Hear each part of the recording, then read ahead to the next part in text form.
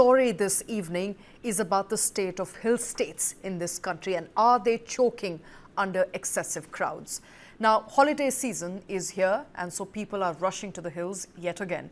Year-end holiday crowds have flooded Shimla, Manali, Kullu and Dharamshala, choking roads across Himachal Pradesh. The winter carnival and Christmas New Year rush have pushed traffic volumes to the limit, with 8,000 to 10,000 vehicles entering Shimla daily. Authorities have deployed 400 police personnel as over 3 lakh tourists are expected in the coming days. Heavy congestion, long delays and slow-moving traffic are being reported across hill routes, especially in and around Shimla. The situation has worsened after fresh snowfall, with nearly 1,000 vehicles stranded between Solang and the Atal Tunnel. Around 700 tourists were rescued and moved to safer areas. Tourism's impact on hills is a double-edged sword, bringing economic benefits like jobs and revenues, but also severe environmental and socio-cultural challenges. Uncontrolled tourism is increasingly putting pressure on fragile ecosystems, especially in hill states and eco-sensitive regions. The rapid construction of roads, hotels and resorts is leading to deforestation, habitat loss and disrupting wildlife corridors as well as the nature's balance. Rising vehicle numbers are worsening the air pollution, while plastic waste, sewage and water sports are polluting rivers and lakes. Unplanned construction on the slopes is also increasing soil erosion, landslide risks, particularly in the Himalayan region. And tourism is also straining local resources, with water shortage, power stress and overcrowded infra becoming common. Beyond the environment, social and cultural impacts are also visible as traditional livelihoods and local identities face pressure from commercialization. And while tourism creates jobs, it often leads to economic imbalance, favoring short-term gains over long-term sustainability. And experts stress the need for sustainable tourism, managing visitor numbers, promoting green practices, involving local communities and developing alternate destinations to reduce pressure on certain hotspots in the country. The message is clear: tourism must grow, but responsibly, or risk damaging the very destinations that people enjoy.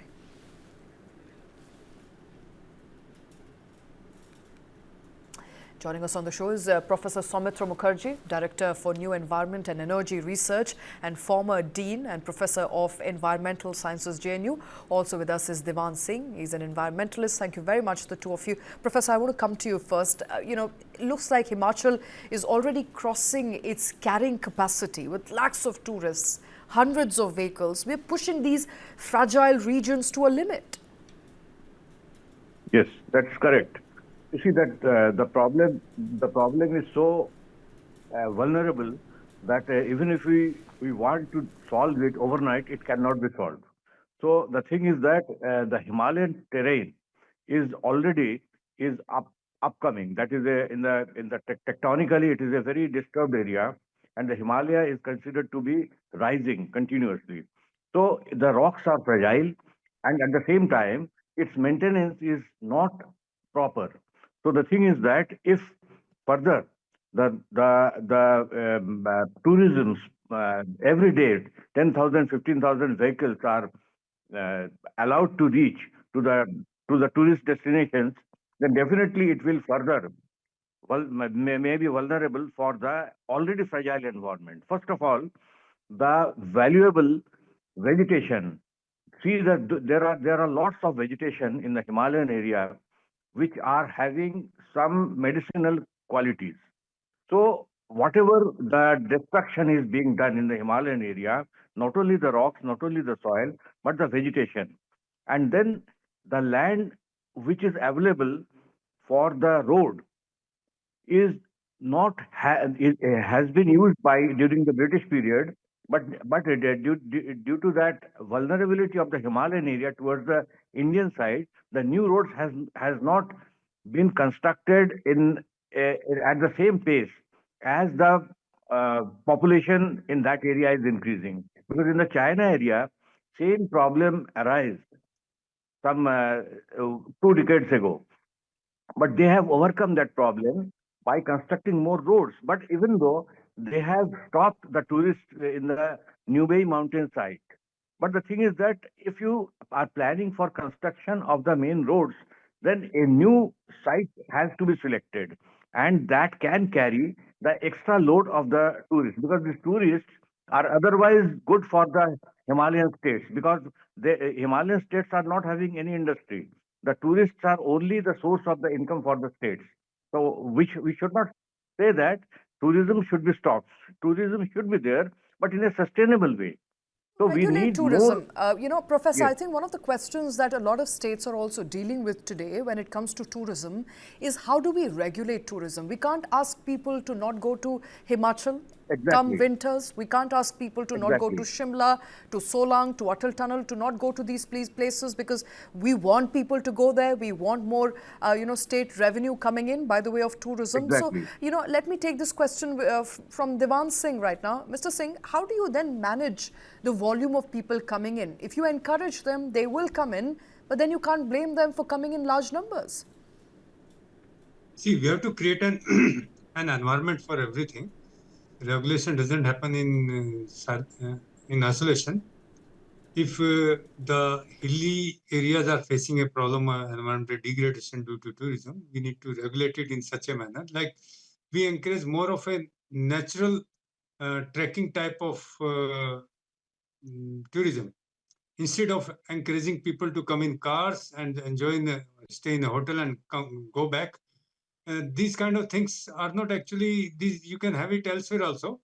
So tourism, even in earlier times, like you used to go to a pilgrimage, you used to go on foot. Now we are encouraging people to go up to the mandir to using helicopters. So this, what I mean to say is, we are encouraging vehicle use too much in this tourism race, and we need to curtail that because there is a carrying capacity, as speaker before me talked, and you have been also saying it. So the carrying capacity need to be calculated for every hill station, and it should not go beyond that. It's encouraging more roads. In my opinion, encouraging more roads is further risky because enough roads have been built in these areas. These are mountains, very fragile because they are largely made of soil. So unlike these Aravalli, which are hard rocks, it's not true for Himalayas. So the hill shales are very vulnerable. If you construct a road and it takes at least 60 years for any hillside to recover. So we have to be very careful with that. The hill states need to formulate their policies because it is their state. They need to increase livelihood of people, not based. I mean, limited. The livelihood should be to a limited extent should be based on tourism. Absolutely. More. That's a very It good should not point. That's a good point. But on your another point, local. right, on your point, sir, of state developing their own policies, Professor, what sort of policies should they be? I mean, the 2 or 3 states which suffer the most come winters Yes, and come festive time is the state of Himachal, partly the state of Uttarakhand, and to some extent Jammu and Kashmir. So these are the 3 hill states that bear the burden exactly. of major You tourism see, coming into their states and cities. So how do you what sort of balance do you find, and what sort of policies do you think it's about time that these states draw? you see, there are two things why we should follow. Number one, switch over to the EV, electronic vehicles. So that it should be mandatory that in the mountain areas, whoever is going should have the electrical vehicles, even the car as well as buses should be EV. And second thing is that plastic pollution, because see, plastic pollution is such a nuisance in the hilly area. They can be there for hundreds of years. And even though these plastics they are covering the subsurface soil, and it is also a problem for the recharging of the groundwater. Whatever the rainwater is falling, even though in due to the climate change, there is a problem in the rainfall also. Sometimes it is falling, sometimes it is not falling, and it is highly skewed sometimes. But even though the plastic layers are inside the soil, and that is also reducing the effective recharge for the groundwater. So that is a big problem. And then the microplastics. The microplastics, even though it pierces through the aquifers, And it is in the foothill zone also, the same microplastics are recharging further the rivers when there is influent and effluent condition, and then all those fishes and other vegetables which are grown in that area that are also enriched 8 times by magnification by the microplastics. So first of all, there should be awareness campaign for the tourists that they should not carry the plastics. Even if they carry the plastics, they should keep it with them, and that should be a suitable dumping position for the plastics. So that awareness campaign is must for the tourists, and there should be vigilance, and lots of work has to be done by the government as well as non-government organizations for management of these tourists who are not following the rules and regulations. Absolutely. A lot of work needs to be done, and Divan Singh, often, who does the work? That is also important to identify. And where does the responsibility lie? While tourism is mostly a state subject, a large part of funding also comes in from the centre. So the central government is also responsible. And then there is the responsibility of tourists per se to be more responsible to the place you are going to. Do not pollute the place. Do not carry microplastic. Try not to bring too many vehicles, and try and come in an EV if possible. Do you think it's time we should also start making some of these places more expensive? The entry ticket more expensive, and also have a limit that this is all the number of tourists we can take for the month or for the week, and we'll not allow any more vehicles to come in? Exactly.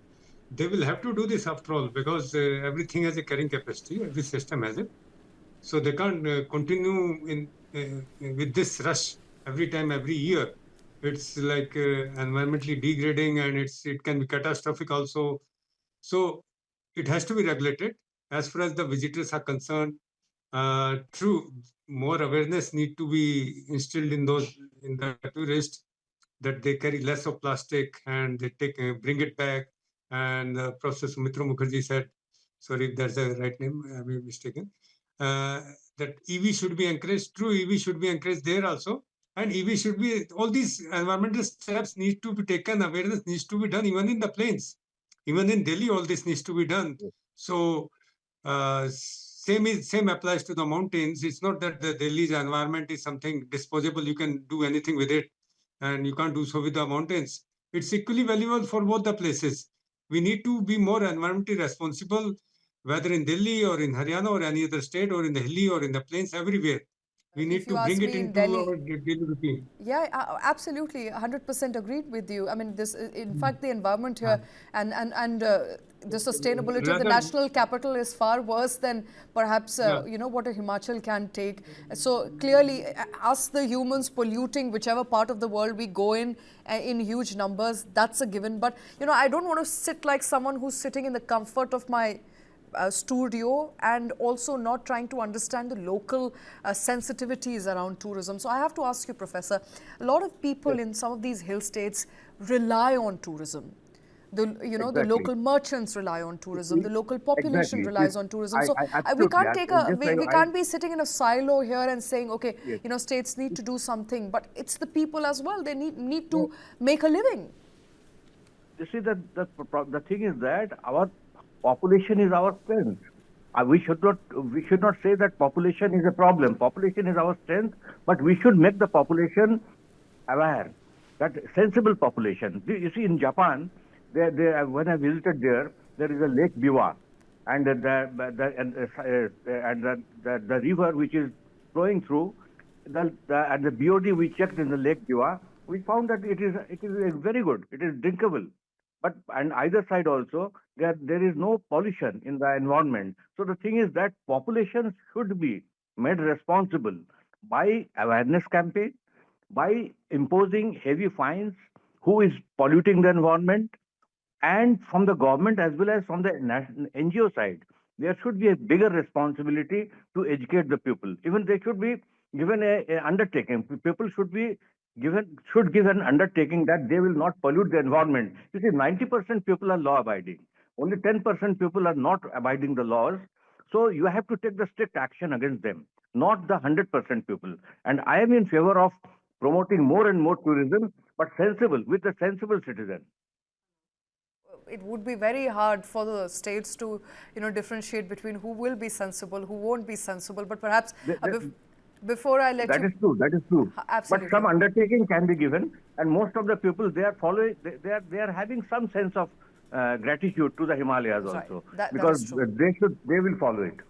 That is true. Perhaps so ensuring that you only get in the sensible people. Hard to differentiate on who's sensible, but I think that's the way it has to move forward. Before I let you both go, Devan Singh, I have to come to you. Perhaps also time now for strict penalties if you are found to be littering.